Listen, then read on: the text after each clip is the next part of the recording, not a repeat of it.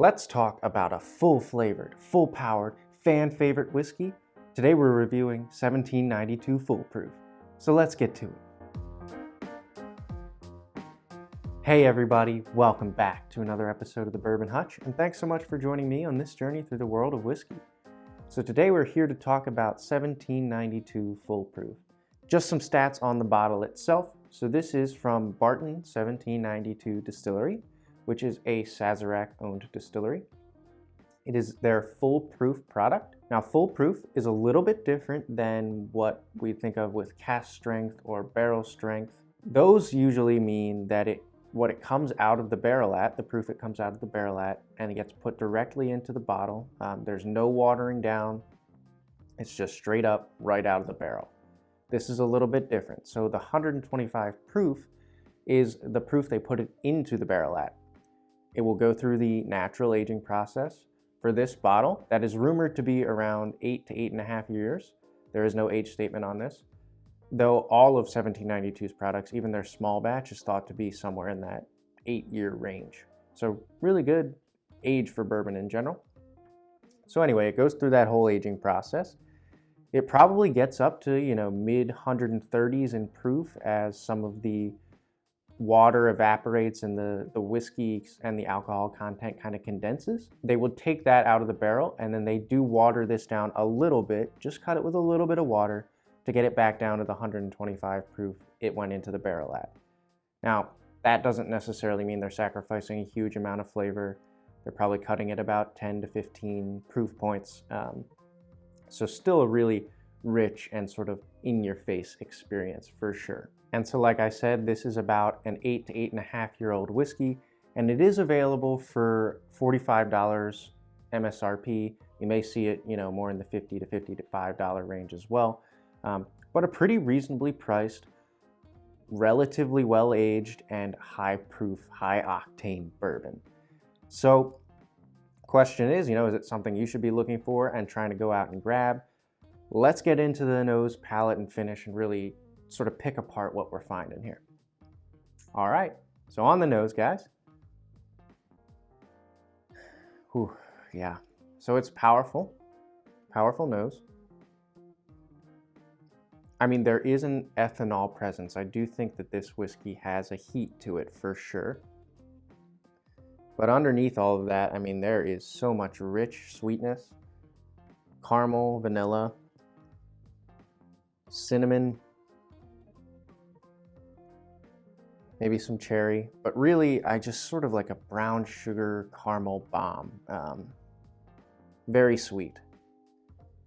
And then there is underlying oak, like a dried sort of fruit and oak presence coming through. And then sort of weaving through all of that is the ethanol for sure. So let's get into the palate here and see what we pick up. Cheers, everybody.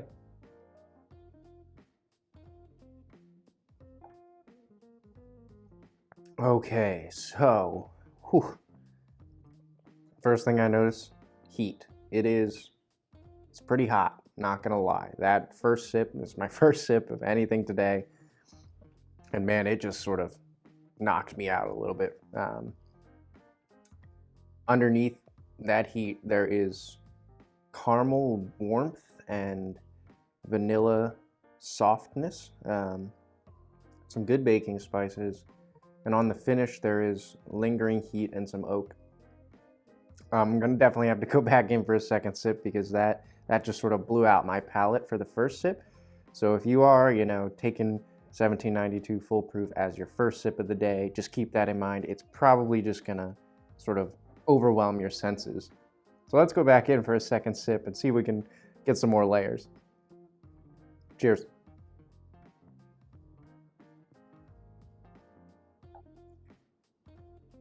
Okay, so that's definitely an experience. It's sort of a ride with different flavors at each station. So the first thing I noticed there was a lot more barrel spice and oakiness, especially on the front and mid palate, which is really interesting. And then I got a lot of cherry and vanilla on the back of the palate and lingering into the finish. Like really powerful, almost like you had vanilla ice cream with maraschino cherries sort of put on top of there, the darker kind of cherries, and it was really, really delightful for sure. Then there's caramel and brown sugar in there sort of all throughout. And again, heat and warmth. The finish is still lingering. Quite long, tingle in the mouth, good mouthfeel, sort of hot and spicy and sweet all at the same time for a considerable amount of time. I'm gonna go back in one more time and really focus on the finish now for the third sip and get a sense of, what we find there. Cheers again.